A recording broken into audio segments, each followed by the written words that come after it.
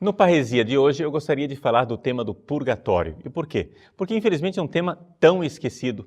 E nós, católicos, estamos nos protestantizando, ou seja, estamos deixando de lado a nossa fé católica, a fé da Igreja de Nosso Senhor Jesus Cristo. O Papa Bento XVI, na sua encíclica Spes Salvi, ele diz que o purgatório, para nós, é fonte de grande esperança. E daí você já está enxergando, né? Pobre dos protestantes que não acreditam no purgatório, já podem começar a desesperar. Por quê? Porque para nós termos esperança na salvação, nós temos que entender um problema muito sério. Deus é santíssimo. Claro, Ele mereceu para nós a salvação. E nesse sentido, os nossos irmãos protestantes estão corretos quando eles insistem na realidade de que o sacrifício salvador de nosso Senhor Jesus Cristo foi suficiente para nos redimir e para abrir as portas do paraíso para nós. Então, nós podemos e devemos acreditar que em Jesus aconteceu uma salvação objetiva, sim. Agora, o problema é que não existe somente a salvação objetiva, existe também a salvação subjetiva. Ou seja, as condições para sermos salvos já existem, Jesus já nos redimiu, já nos salvou. Problema, nós temos que acolher isto pessoalmente. E não basta a fé. Os protestantes acham que só a fé basta. Eu acredito que Jesus fez isso, pronto, e acabou. Só que existe uma realidade que nós podemos tocar com a mão no nosso dia a dia. É que mesmo acreditando em Jesus, mesmo tendo fé, nós vemos que dentro de nós continua algo de pecaminoso, uma tendência para o pecado.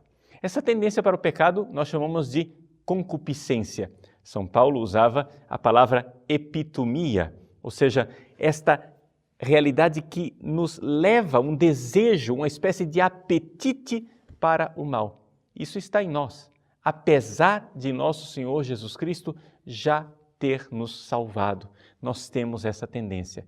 Ela vem do pecado e conduz ao pecado, embora a concupiscência em si mesma não seja pecado.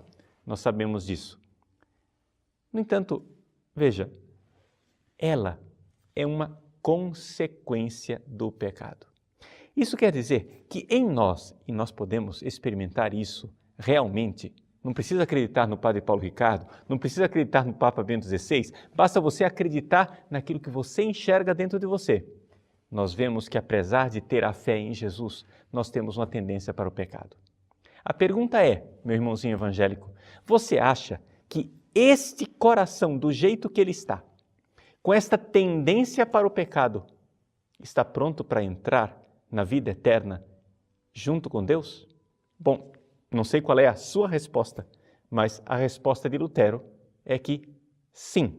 Ou seja, o pecador que tem fé em Jesus Cristo, ele irá entrar no céu com este coração pecador.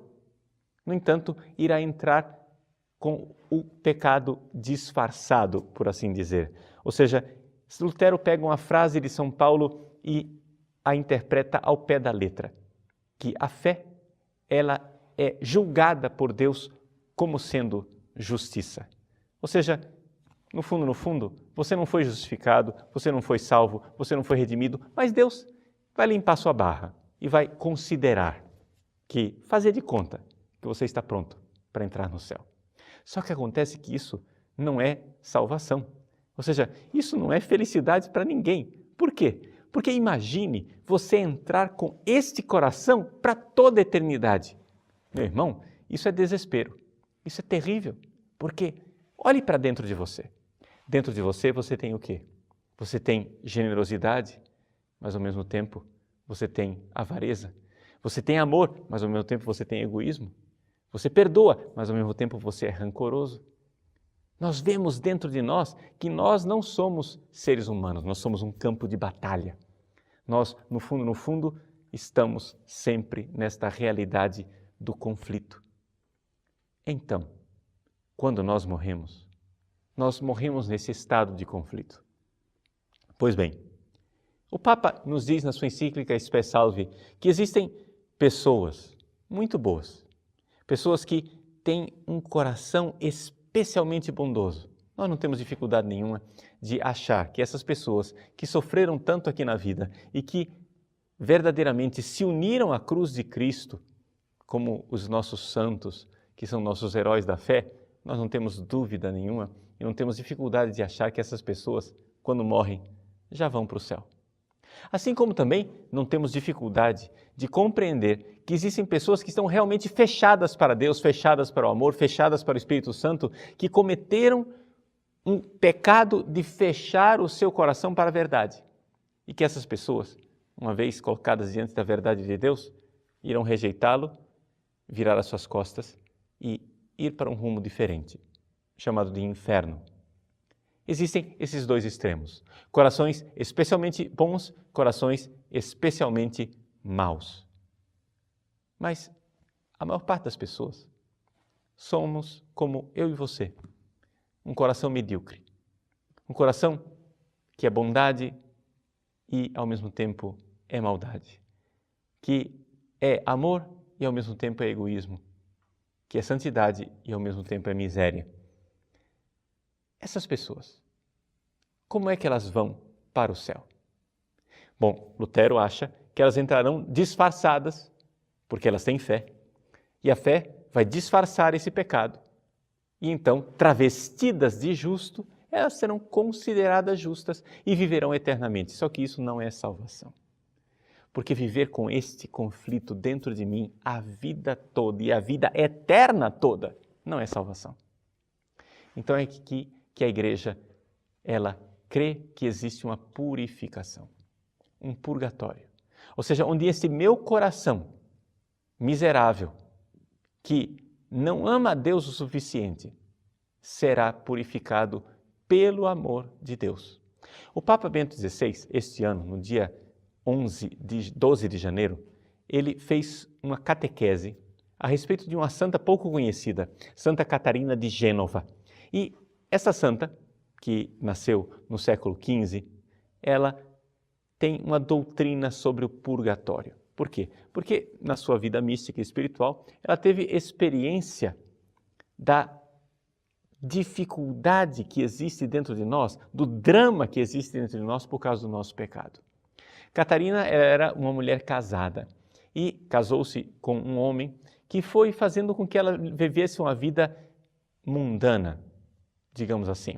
O seu marido era um homem viciado em jogos de azar e Catarina seguia o seu marido na vida mundana, até que um dia ela foi se confessar. E nessa confissão ela foi transverberada, ela foi atingida pelo amor de Deus no seu coração e Deus mostrou o seu infinito amor e ela viu a sua grande miséria. Aqui ela sentiu uma experiência, já aqui na terra, deste amor imenso, mas isso fazia com que ela sofresse. Sim, ou seja, um fogo interior que fazia com que ela, de alguma forma, passasse por uma purificação. Porque ao ver a grandeza do amor de Deus e ao ver a sua própria miséria. Foi nessa experiência básica e fundamental que Santa Catarina de Gênova descobriu o que era o purgatório. Ou seja, diferentemente dos autores da sua época que pensavam o purgatório como um lugar em que a pessoa fica lá pagando os seus pecados, Santa Catarina de Gênova compreendeu perfeitamente que o purgatório era um fogo interior, um fogo na alma que queimava, mas queimava exatamente porque aquele coração pecador não conhecia o amor de Deus e agora passou a conhecê-lo. E quando ele conhece, vê sua miséria e vê a grande misericórdia. Ou seja, quando nós nos damos conta o quanto nós fomos amados e o quanto não amamos de volta. Aqui está a experiência do purgatório. Essa experiência de ver receber a graça de ver a nossa verdade mais profunda. Vejam, meus irmãos, a doutrina da igreja a respeito do purgatório se baseia exatamente na verdade. Entrará no céu a nossa verdade. Mas qual é a nossa verdade? Nossa verdade é de uma imensa miséria e de uma infinita misericórdia de Deus. Quando a miséria se encontra com a misericórdia, acontece aquela dor do filho pródigo. Pequei contra o céu e contra ti. Não sou digno de ser chamado teu filho. E, no entanto, Deus continua amando e fazendo festa. Esta dor de saber o quanto eu fui amado, mas o quanto, infelizmente, eu não amei de volta, chama-se purgatório. É aqui que está a essência do purgatório. A igreja, ela crê que existe um purgatório e que nós poderíamos evitar esta grande dor, esse grande fogo purificador depois da nossa morte, se já aqui na terra vivêssemos a penitência. É aí que nós entendemos então o que é a vida de ascese, a vida penitencial. A vida de ascese é uma vida em que a pessoa, através da penitência, já aqui nesse mundo, entra nesta dinâmica de enxergar a sua verdade, a verdade da sua miséria e a verdade da infinita misericórdia de Deus. A penitência não é para pagar os meus pecados. A penitência é para que eu tome posse desta miséria que eu sou e a apresente diante de Deus. Porque, como diz Santa Catarina de Gênova, chega de pecado, chega de mundo. Nós não podemos ficar nos entregando ao pecado e ao mundo desse jeito quando nós fomos tão amados por Deus. Viver uma vida de penitência aqui nesse mundo é iniciar, já agora, esse processo de purificação. Não se trata de achar que eu sou salvo pelas minhas penitências. Nada disso. Jesus já me salvou. A salvação objetiva, ela já aconteceu. Eu preciso, porém, tomar posse dessa salvação. E esse tomar posse objetivo não acontece somente com a fé. A fé sozinha não basta. Por quê? Porque a fé sozinha é uma fé morta. Para entender o relacionamento entre fé e obras, nós poderíamos tentar ajudar os nossos irmãos protestantes com uma comparação. Imagine a relação entre vida e movimento. Quando uma pessoa cai no chão, desmaiada, você quer saber se ela está viva. Então o que você faz? Você procura movimentos. Você procura ver se ela continua respirando, se os batimentos cardíacos estão lá. Os médicos pegam e colocam uma lanterna para ver se a pupila ela se retrai ou dilata. Se a pupila está dilatada e não retrai, é porque a pessoa morreu, não há movimento. Se as ondas cerebrais não funcionam, se o cérebro não está reagindo, se o eletroencefalograma está plano e chato, ali não tem vida. Então vejam, os médicos e as pessoas procuram movimento, e o movimento é sinal de vida. Agora é evidente, todo mundo sabe que movimento não é vida. Se você pegar um cadáver e movê-lo mesmo assim, isso não vai fazer com que ele esteja vivo. Mas, se existe vida, tem algum movimento. Assim também a fé. A fé é a vida da alma. Mas se essa fé é verdadeira, ela precisa ter movimento. Ou seja, precisa ter as obras. Não há vida se não houver movimento. Não há fé se não houver obras. E as obras da caridade, as obras de rejeitar o mundo, as obras de lutar contra o pecado, as obras de uma vida ascética são necessárias para que a nossa fé seja verdadeiramente viva. Nós não estamos comprando a salvação, estamos somente assumindo a salvação que nosso Senhor já adquiriu para nós. Trata-se de entrar com fé verdadeira, ou seja, uma fé, como diz São Tiago, que se manifesta pelas obras.